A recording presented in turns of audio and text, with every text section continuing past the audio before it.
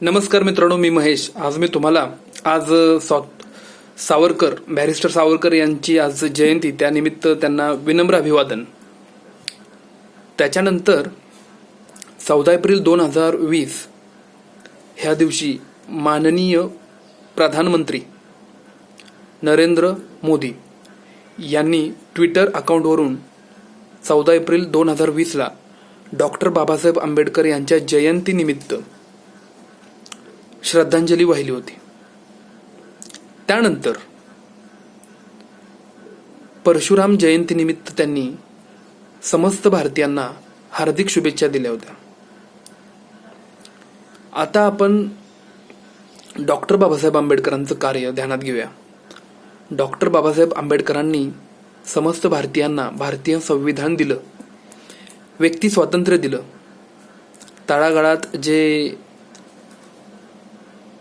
दुर्बल समजले गेले होते, त्याच्यानंतर त्यांच्यावरती अन्याय झाला होता, अशा लोकांना हक्क दिला, त्यांना आरक्षण दिलं. त्याच्यानंतर नोकरीमध्ये सोयी सुविधा दिल्या. हिंदू कोड आणून भारतीय स्त्रीला तिला तिच्या संपत्तीमध्ये अधिकार दिला, तिला नोकरीसाठी अधिकार दिला, तिला आरक्षणासाठी अधिकार दिला, तिला हक्क दिले. आज डॉक्टर बाबासाहेब आंबेडकरांच्या संविधानामुळं भारतातील प्रत्येक नागरिक हा स्वतंत्र आहे. तो कोणाचाही गुलाम नाही.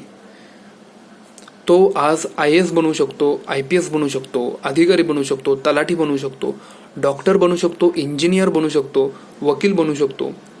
त्यानंतर तो एक स्पष्ट वक्ता सुद्धा बनू शकतो. त्याला तो व्यक्ती स्वतंत्र दिला, त्याला ते व्यक्ती स्वातंत्र्य दिलं. त्यांनी शिका, संघटित व्हा आणि संघर्ष करा, हा महत्त्वाचा सल्ला त्यांनी प्रत्येक व्यक्तीला दिला, प्रत्येक समाजातील व्यक्तींना दिलाय. त्यांनी त्या ठिकाणी कोणत्याही जातीचा विचार केला नाही. त्यांच्यावरती ज्या अन्याय केलेल्या सवर्णांनी त्यांनी कधीही त्यांच्यावरती सुद्धा त्यांनी कधी अन्याय दाखवला नाही, किंवा त्यांना सुद्धा त्यांनी तो हा मोलाचा सल्ला दिलाय की शिका, संघटित व्हा आणि संघर्ष करा. तर अशा महापुरुषांनी कधी जातीचा विचार केला नाही. त्यांनी आपल्याला हक्क दिले, सर्व अधिकार दिले, आरक्षण दिलं, भारतीय संविधान दिलं. तळागाळातील जे दुर्बल होते, जे समाजानं त्यांना हीन लेखलं होतं, अशा लोकांना प्रतिनिधित्व देऊन त्यांना प्रत्येक व्यक्तीसोबत उभं राहण्याचा अधिकार दिला, पुढे येण्याचा अधिकार दिला. हा विषय झाला डॉक्टर बाबासाहेब आंबेडकरांच्या बाबतीत. त्यानंतर परशुराम हे त्यांनी त्यांच्या स्वतःच्या मातेची हत्या केली होती. त्यानंतर जे वैदिक सनातनी सांगतात की त्यांच्या धर्मग्रंथामध्ये लिहिलं होतं की परशुराम जे आहेत ना, ते हिंसाचारी होते. त्यांनी पृथ्वी 21 वेळा निक्षत्रिय केली होती. त्याचा अर्थ क्षत्रियांचा नायनाट केला होता. 21 वेळा क्षत्रिय, पृथ्वीवरचे सर्व क्षत्रिय मारून टाकले होते. हा परशुरामाचा इतिहास. आता डॉक्टर बाबासाहेब आंबेडकरांनी समाजातील लोकांसाठी एवढे झटले, सर्व जातीतील पुरुषांचा, स्त्रियांचा विचार केला, त्यांना समान अधिकार दिला. समान अधिकार देऊनही त्यांच्या जयंतीनिमित्त त्यांना श्रद्धांजली वाहिली गेली आणि परशुराम जयंतीनिमित्त परशुरामांना आणि समस्त भारतीयांना हार्दिक शुभेच्छा दिल्या. हे कितपत योग्य आहे? यातून समाजामध्ये पुन्हा महापुरुषांच्या बाबतीत त्या महापुरुषांच्या वैचारिक विचारांना जर विरोध करायचा असेल तर त्यांना अशा पद्धतीने विरोध करायचा, त्यांना हीन समजायचं, त्यांना चुकीचं समजायचं, म्हणून त्यांना असा समाजात चुकीचे विचार पेरायचे, हे अयोग्य आहे. तर आपण कोणाचा आदर्श समोर ठेवतोय? त्यांनी डॉक्टर बाबासाहेब आंबेडकरांना श्रद्धांजली वाहिली जयंतीनिमित्त आणि परशुरामांना हार्दिक शुभेच्छा दिल्या. म्हणजे असा संदेश, चुकीचा संदेश जातोय की परशुरामाचा आदर्श ठेवा, डॉक्टर बाबासाहेब आंबेडकरांचा आदर्श ठेवू नका. असं मी म्हणत नाही, तर असं हे समजून येतंय त्यातून. तुम्ही ट्विटर अकाउंटवरून जाऊन तुम्ही बघू शकता. जर त्यांनी पुन्हा माफी मागितली असेल तर मी त्यांचा आभार मानतो. पण समाजात हे असं चुकीचे विचार जातात, त्यामुळं समाजात द्वेष निर्माण होतो. मग तो कोणताही व्यक्ती त्याचे विचार समजून घेण्याच्या प्रयत्नात अडकत नाही. मग ते विचार त्याला चुकीचे वाटतात. म्हणजे एक प्रकारचं असं द्वेषच निर्माण होतो. त्यामुळे हे चुकीचं होतं. हाच माझा सांगण्याचा प्रयत्न. आता आज बॅरिस्टर सावरकर यांची जयंती आहे. त्यानिमित्त त्यांना विनम्र अभिवादन करतो. बॅरिस्टर सावरकरांनी सिद्धार्थ गौतम बुद्ध, जसं माननीय नरेंद्र मोदी यांनी 14 एप्रिलला 2020 साली, म्हणजे ह्याच वर्षी डॉक्टर बाबासाहेब आंबेडकरांना श्रद्धांजली वाहिली, तो भाग आता सोडून देऊया. तर बॅरिस्टर सावरकरांनी काय केलं होतं, त्यांनी सुद्धा सावरकरांनी सिद्धार्थ गौतम बुद्ध यांची संन्यस्त खग या नाटकात टावाळी केली होती. संन्यस्त खग या नाटकात जी पात्र होती, शाकनभट, क्षारा, विक्रम, परत त्याच्यानंतर शाक्य कुळाचा सेनापती होता, ह्या पात्रांच्या तोंडी सावरकरांनी जी वाक्य दिलेली आहेत, मी ती तुम्हाला तुमच्यासमोर मी मांडणार आहे. की पहिलं वाक्य सावरकरांनी, शाकन भटाची जी बायको होती क्षारा, तिनं काय केलं, क्षारानं सिद्धार्थ गौतम बुद्धांची टावाळी केलेली आहे की सिद्धार्थ गौतम बुद्धांना पडशा झालेला आहे. सर्दी पडसं हे आता सर्वसामान्य प्रत्येक व्यक्तीला होतं, बरोबर. तर ते पडशा झाल्यामुळं तिनं त्यांची टवाळी केलेली आहे. पण हे पात्र हे सावरकरांनी त्यांच्या संन्यस्त खग या नाटकात त्यांनी स्वतः हे पात्र लिहिलेले आहेत. तर ती अशी थट्टा करते की मी वाचून दाखवतो की त्यांचे शिष्य थापा मारीत की त्यांचे गुरु सगळ्या जगास रोगाभोगापासून बरे करतात आणि पाहतात तो त्याच गावी ते बुद्ध गुरु पडशाने इतके आजारी झाले की बोलून सोय नाही. तेव्हा तेथील बाया बापड्या देखील त्यांच्यावर गमतीची गाणी करून म्हणू लागल्या. त्या बाईने एक गाणे म्हणून देखील दाखविलं मला. काय ग बाई ते, हो असेच ते, माझा ग गुरुबाई, अवघ्या जगू जगासी आला, पडशापायी आपण मेला. आता पडशा किंवा सर्दी, खोकला हा आजार प्रत्येक व्यक्तीला होतो. सर्वसामान्य व्यक्ती, ह्या जगातील प्राणी असतील, त्याच्यानंतर मनुष्य, ह्या सर्वांना आजार होतो. त्यामुळे सर्वजण आजारी पडतात. तर ही नॉर्मल गोष्ट आहे. आता तथागतांना ते आजारी पडलेत म्हणून त्यांचा मोठेपणा, त्यांनी जो उपदेश सांगितला त्यात त्यांना काही कमीपणा द्यायचा, ही चुकीची गोष्ट आहे. तर ते आजारी तर प्रत्येक सर्वसामान्य व्यक्ती पडतो. मग तथागत पण आजारी पडले म्हणून त्यांची एवढी टावाळी करणं हे चुकीचं आहे. त्याच्यानंतर दुसरी टावाळी जी केली होती त्याबद्दल मी तुम्हाला सांगतो की बॅरिस्टर सावरकरांचा आक्षेप आहे, नाटकामध्ये शाक्यांचा सेनापती होता विक्रम, त्याच्या तोंडी असं त्यांनी घातलेलं आहे की आपला प्रचार जर असाच चालला तर हे शेकडो लोक आपापले नांगर तोडून, मग नांगर तोडतील, माग मोडून, दुकाने सोडून दुसऱ्यांच्या मेहनतीवर जगणाऱ्या भिक्षू संघातील भिकाऱ्यांची संख्या फुगवीत राहणार. कारण कृषी त्याग ही संन्यास धर्माची दुसरी प्रतिज्ञा पडली. दुसऱ्याने मरेपर्यंत शेती करावी, ते अन्न आयते भक्षिणे हे संन्यास धर्मात पाप नाही. अशा प्रकारे त्यांची टवाळी केलेली आहे. सिद्धार्थ गौतम बुद्धांनी नांगर सोडून भिक्षू संघात या असं कधीही सांगितलं नाही. त्यांनी प्रत्येक विचार हा समाजाच्या हितासाठी, समाजाच्या सुखासाठी, बहुजन हितासाठी, बहुजन सुखासाठी, त्यांचा जो संदेश आहे, बहुजन हिताय बहुजन सुखाय, हा म्हणजे बहुजन हितासाठी, बहुजन सुखासाठी भिक्षूनो भिक्षूंना असा त्यांनी उपदेश दिलेला आहे की बहुजन हित आणि बहुजन सुखासाठी आपल्याला उपदेश करायचा आहे. त्यांनी कधीही सांगितलं नाही की नांगर सोडा, हातातील कामं सोडा आणि तुम्ही भिक्षू संघात येऊन दाखल व्हा, असं त्यांनी कधीही उपदेश केला नाही. त्यानंतर त्यांचा तो उपदेश समाजाच्या कल्याणासाठी होता.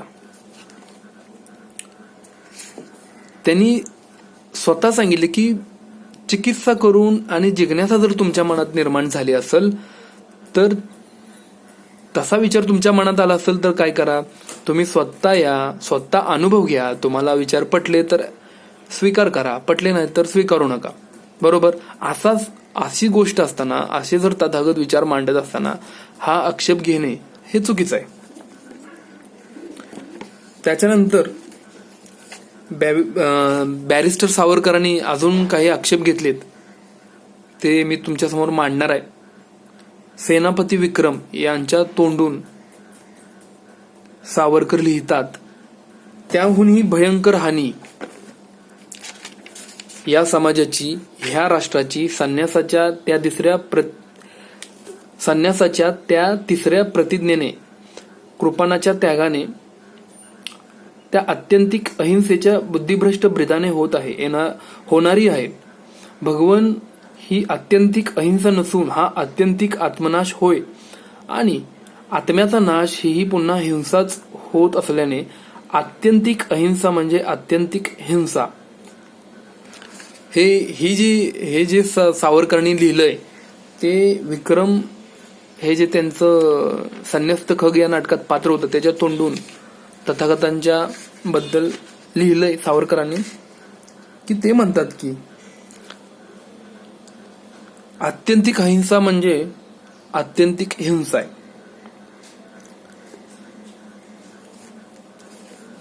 सिद्धार्थ गौतम बुद्धांनी आत्मसंरक्षणासाठी आणि जर साधू रक्षणासाठी किंवा स्वतःचं शीलाचं संकट, ज्यावेळी शील संकटात असेल, ज्यावेळी स्वतः तुम्ही संकटात असाल आणि तुमच्या समोर खूप मोठं संकट आहे आणि त्यावेळी तुम्हाला हत्यारं किंवा तुम्हाला शस्त्र घ्यावे लागणार आहेत, तर त्यांनी शस्त्र घेऊ नये असं सांगितलं नाही.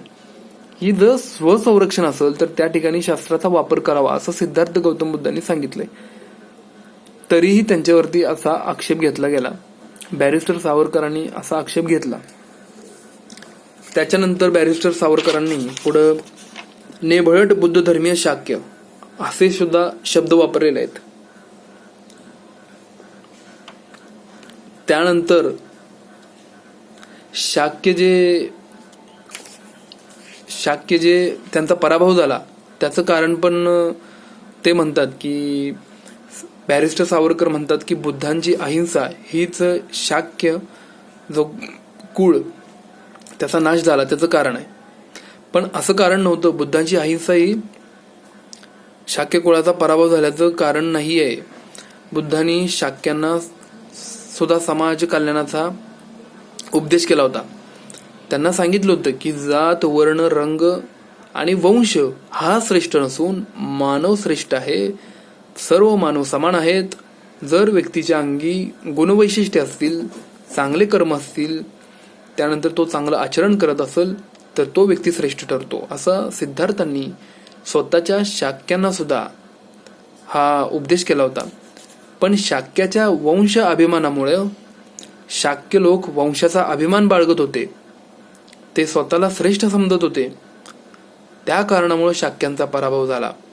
तरीही बॅरिस्टर सावरकरांनी सिद्धार्थ गौतम बुद्ध यांच्या अहिंसेवरती आक्षेप घेतला.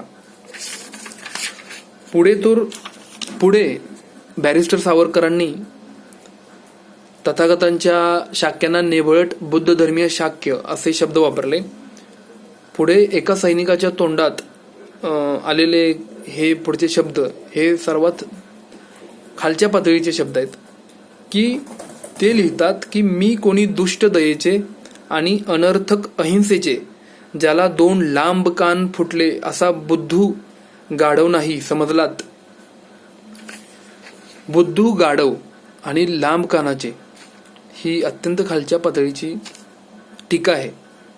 मित्रांनो, सर्वात महत्वाचं म्हणजे समजा एखाद्याचे वैचारिक विचार पटत नसतील किंवा तुमच्या बुद्धीला त्याचे विचार पटत नसतील म्हणून त्याला तुम्ही देशद्रोही समजता, समाजद्रोही समजता, त्याला खालच्या पातळीवर जाऊन शिवीगाळ करता, हीन लेखता, टीका करता, अत्यंत खालच्या पातळीला जाऊन, तर ही सर्वात चुकीची गोष्ट आहे.